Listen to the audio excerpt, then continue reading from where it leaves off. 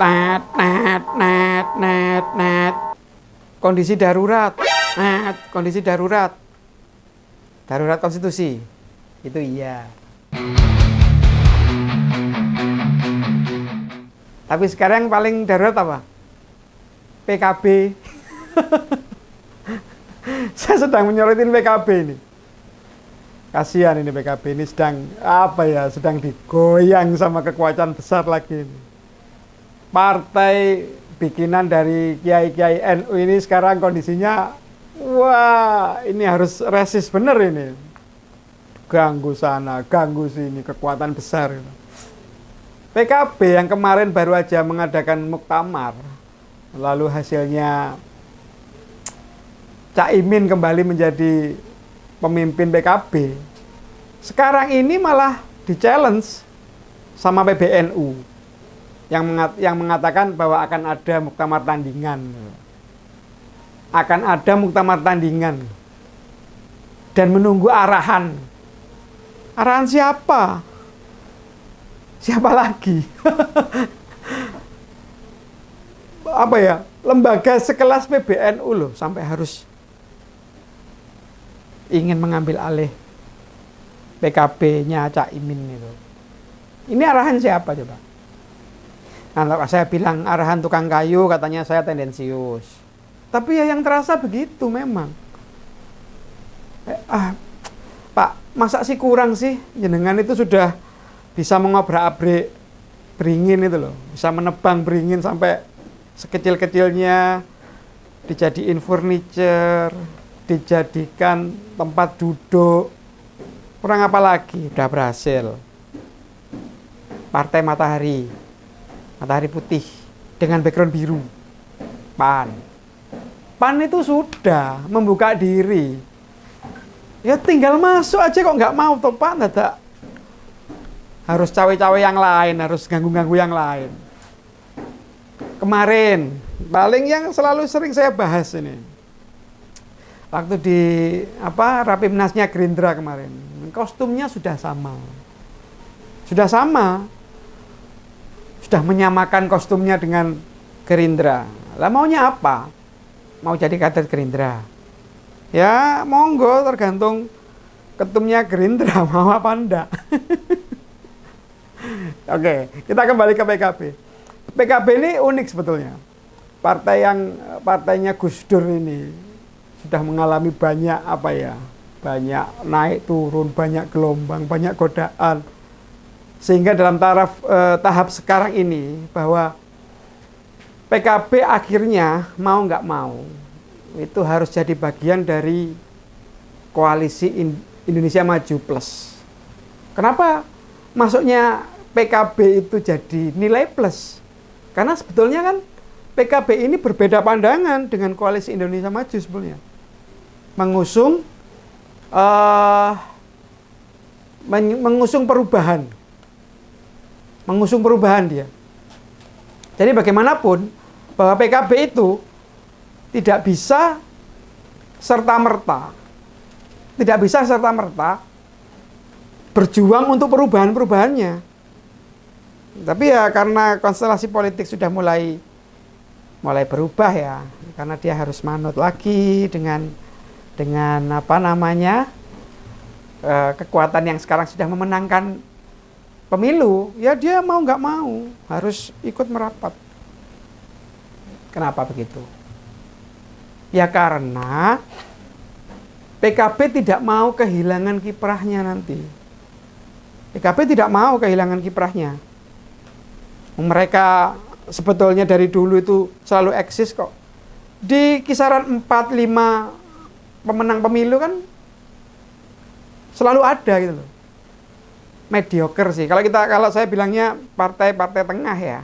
PAN, PKB, lalu PKS. Itu kan terus-terusan seperti itu.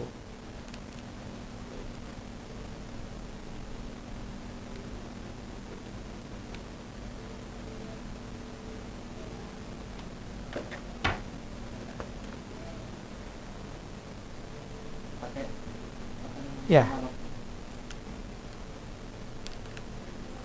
Oke, maaf. Saya Lah di Pilpres kemarin itu kan PKB mengambil langkah tersendiri ya. Bergandengan dengan Nasdem, mereka mengusung perubahan, jargon perubahan.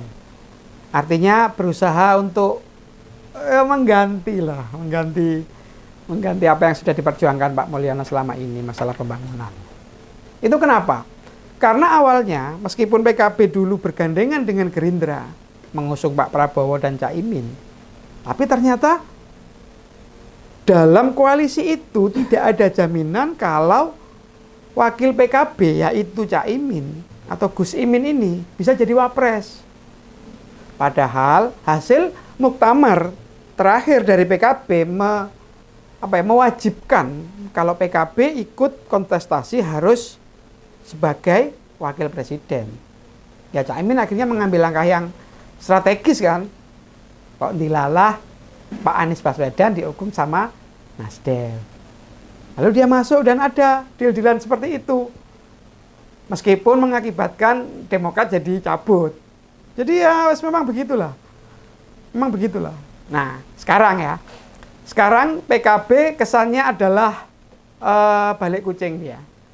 Balik kucing lagi, kembali ke Koalisi Indonesia Maju supaya ikut berkontestasi, atau kalau menurut saya malah ingin mendapatkan perlindungan ya. Karena memang jadi oposisi itu kurang menarik kalau buat PKB. Kurang menarik. Padahal begini. Koalisi Indonesia Maju itu kan sekarang ini sedang dalam taraf pilkada nih. Koalisi Indonesia Maju dengan di berbagai daerah sudah mulai menguatkan barisan untuk memunculkan calon-calon pilkada itu. Tapi ternyata kader-kader dari PKB itu seakan-akan tidak dihiraukan gitu loh, tidak dihiraukan, orang digagas, dianggap nggak punya calon yang mumpuni gitu loh. Kecuali satu hal mungkin ya, kecuali di Jawa Timur ya. Di Jawa Timur khusus. Karena memang kekuatan PKB itu kan ya NU tradisional, daerah Pantura, lalu terutama Jawa Timur, itu kuat sekali mereka di sana. Makanya kader PKB yang ada di Jawa Timur itu berani mencalonkan diri untuk melawan petahana, yaitu Bukoviva, dan kader dari PDI Perjuangan yaitu Bu Risma. Nah, untuk kondisi seperti ini di Jawa Timur kan khusus ya, Jawa Barat dan Jawa Tengah, PKB tidak, menurut saya ya, tidak terlalu diperhatikan lah. Karena terbukti apa, kader-kadernya tidak ada yang satupun yang dilirik untuk menjadi pimpinan calon pemimpin daerahnya. Nah, menariknya di sini. Menariknya sebenarnya gimana sih arah politik Caimin atau Gus Imin ini membawa PKB untuk selanjutnya itu? Apa? Jadi analisa saya sendiri. Caimin itu dalam kondisi yang gampang, ini bingung, ini harus bagaimana, mau oposisi kah atau mau ikut bergabung dengan pemerintah selanjutnya. Karena ingat loh ya, dulu Caimin itu hampir jadi calon wapresnya Pak Prabowo. Tapi nggak jadi. Dan katanya diveto sama ini siapa? Ketua PBNU waktu itu ya. Katanya nggak setuju lah. Nggak setuju. Lalu Caimin kemudian mengambil manuver-manuver yang seperti sekarang ini.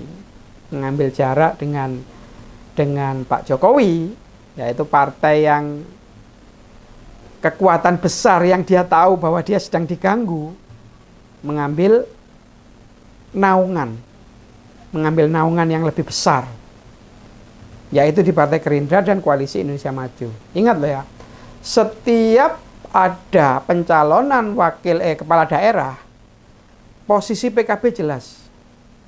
Kita ikut Gerindra. Gak jelas kan berarti bahwa Caimin ternyata sekarang ini membutuhkan naungan. Karena apa? Karena posisi beliau di PKB itu sedang diganggu. sedang diganggu oleh kekuatan-kekuatan besar yang dalam hal ini, kalau saya bilang kendaraannya ya PBNU sih. Makanya ketika ada wawancara di salah satu TV nasional itu ya, ketika di TV itu muncul gambar-gambar gitu, gambar siapa, gambar itu menunjukkan kebencian, kalau saya bilang ya, kebencian beliau terhadap orang-orang di struktural NU. Karena memang dalam struktur NU ini menarik, NU ini juga menarik. NU itu ada dua sebenarnya, NU struktural atau tradisional. Yang NU struktural itu mungkin bisa aja dia dikasih iming-iming apa, ya kemarin saya kasih iming-iming ambang atau apa, bisa manut, bisa tenang. Tapi yang tradisionalis kan berbeda. Orang setiap daerah itu punya, tanda kutip ya, punya baron-baron kecil, raja-raja kecilnya sendiri kok. Yang nggak bisa untuk disetir, nggak bisa. Jadi PKB itu sebetulnya adalah kumpulan suara dari beberapa baron kecil tadi untuk menyamakan. Dan ini diorkestrasi sama Caimin sehingga bisa membawa PKB itu menjadi partai yang tidak terafiliasi dengan suatu ajaran atau suatu warna politik tersendiri. Open dia itu jadinya. Partai yang terbuka bahwa semua etnis, agama dan macam-macam. Ya sesuai dengan cita-citanya Gus Dur dulu lah. Dengan Gus Dur dulu. Bahwa partai PKB akan menjadi partai terbuka, partai nasionalis, meskipun nafasnya nafas religius. Dalam hal ini Islam. ke-NU-an. Nah ini nanti kita tunggu juga bagaimana cara Caimin punya punya strategi untuk mampu bertahan sebagai ketua umum yang sekarang. Ingat loh ya, Menteri Hukum dan HAM baru aja diganti oleh Pak Jokowi, dan posisi ini strategis untuk bisa mengambil alih atau men-take over atau menunggangi sesuai dengan keinginan kekuasaan. Yaitu, kalau Cak Den sendiri perasaannya ya terhadap PKB itu menarik ya, lucu ya. Dia ini partai yang bisa bertahan gitu loh. Di tengah roller coaster yang selama ini mereka alami, di tengah hujatan-hujatan, naik turunnya suara, tapi masih bertahan.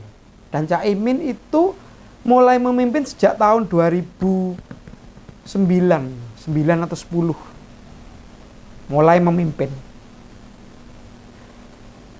Kinerjanya bagus, suara bisa naik. Bahkan suara Caimin yang didapatkan PKB sekarang di bawah kepemimpinan Caimin itu bisa melebihi ketika partai ini dipimpin oleh Gus Dur.